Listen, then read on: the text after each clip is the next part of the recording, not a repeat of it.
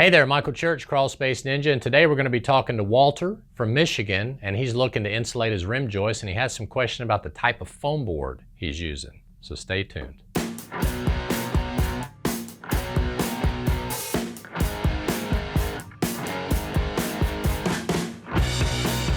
Go right ahead, Walter. Okay.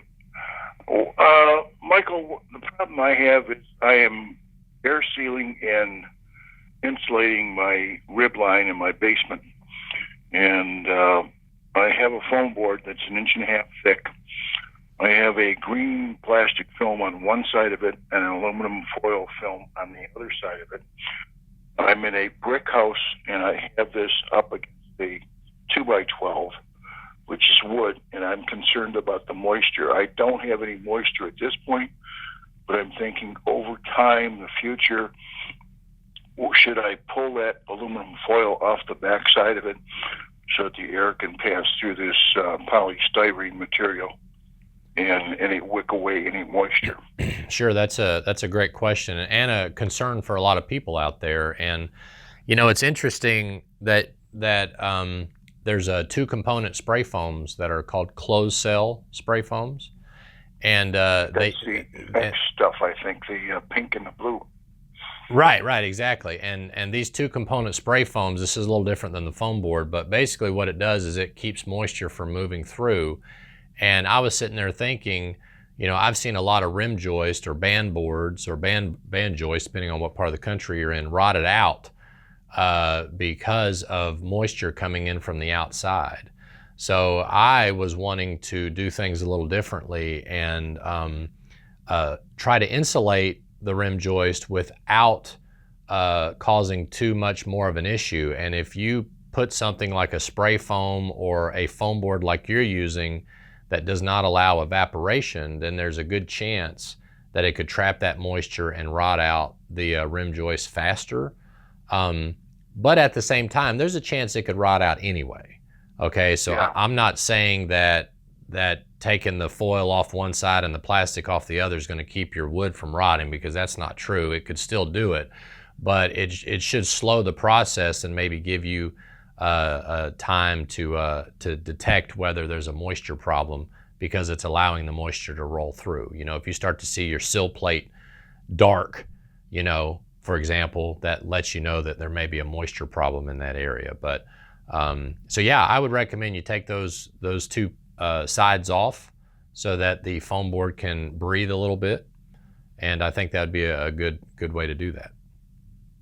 Okay, that makes sense, because probably what they did is they put this on there figuring it's going to be used in outside construction, and the foil being, you know, going into the inside of the outside wall.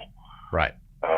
Yeah. Okay. Yeah, and a lot of times that metal-looking foil is a type of radiant barrier, because they think you might put it up in the roof decking of your attic too, so they want something to stop the radiant heat from coming in as well. Oh, okay. You don't have a lot of radiant heat in your basement, nor do we have it in crawl spaces very often, but I think that's what that foil is that they have on the back.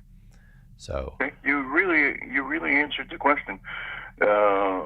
Yeah, making me aware that radiant foil is for radiant stuff. I appreciate it. Yeah. Oh, no problem, Walter. And we thank you for doing our Ask a Ninja program. And if you have anything, is that it? Did you have any other questions? That's the only question I've got. I started doing it with caulking, and then I watched a couple videos and says, hey, use spray foam. And I'm doing my wood first. I'm cutting all my panels, and then I'm going ahead and going to spray foam both parts of it in there.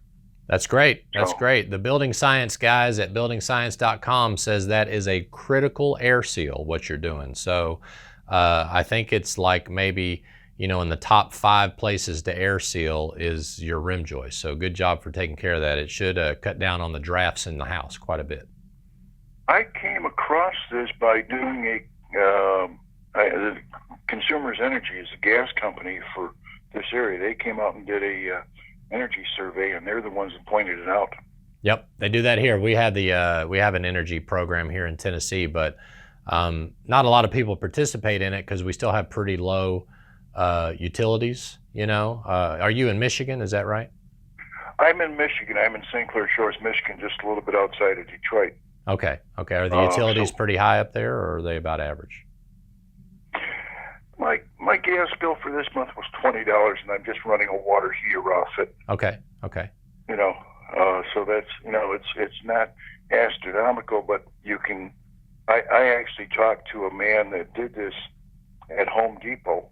Was next to me when I was looking for the mastic, because I'm going to do not only the belt line, but I'm going to do the heating system. Right. The mastic around the all the sheet metal. Right. He tells me his energy bill reduced by 20%. Oh, wow. Wow. And that's doing the rim joist and the mastic, or just the rim joist? The rim joist and the mastic. Okay. That's great. That's great. Did you see our DIY air sealing video on the return and the supply of the HVAC? Did you see that?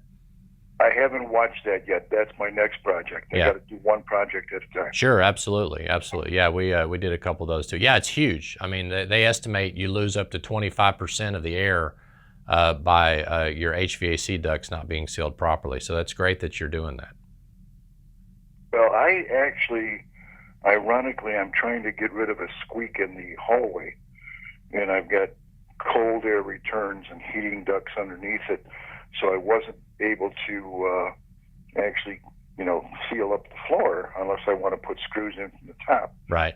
And so I landed up pulling the cold air duct down, and says, "Oh my God, look at the dirt and junk that's been in here." Right. And so I vacuumed that out. When I went to put the cold air returns back in place, where the sheet metal goes with it, I actually used little screws, Phillips head screws, rather than nails. Oh, wow. Yeah, because they're selling you this air duct cleaning, and I tried cleaning the ducts with a shop vac. I got a 2-inch shop vac that cleaning it, but you actually have to take and physically touch that stuff to get it to move. Right. Yeah, it's you almost need like a brush to brush it off and then shop vac it in. Yeah. Yep. Have you been to our DIY page on our website? Yes, I have. Okay, I don't know if you what size furnace filters you use, but we just released our Ninja furnace filter that stops the air from getting around the filter, so it filters better. So if you ever would like to see a good furnace filter, I recommend you check that out too. Okay. I'm using a MERV 12 right now. Okay, that's a good one. Yeah, I've got a MERV 12. It's a Honeywell. I've got a Honeywell air cleaner, and my filter is 16 by 25 by 4. Right, one of those big 4-inchers. I probably change it about every 6 months. So I'll go down and look at it and say, okay, I think this looks dirty enough. I'm going to take it and put a new one in. That's right. Well, that's great. Well, Walter, we really appreciate you calling in, and we hope you have a great day today, okay? Good. Thanks, Michael. Thank you, sir. Bye-bye. All right. Bye. Walter, we really appreciate you coming on our Ask a Ninja phone call. So if you guys out there in YouTube land have a question and you'd like to talk to me and maybe get it answered, we'd love for you to submit your question on our Ask a Ninja page. And hope you make it a happy and blessed day. And Walter, thanks again for calling in, and we'll see you later.